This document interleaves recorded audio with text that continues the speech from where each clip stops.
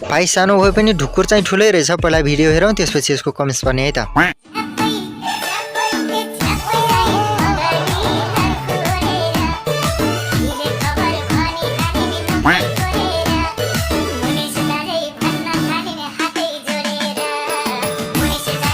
सुरु गरौँ। मान्छे त सानै देख्छु त फेरि तुरी कत्रो सप्रेको।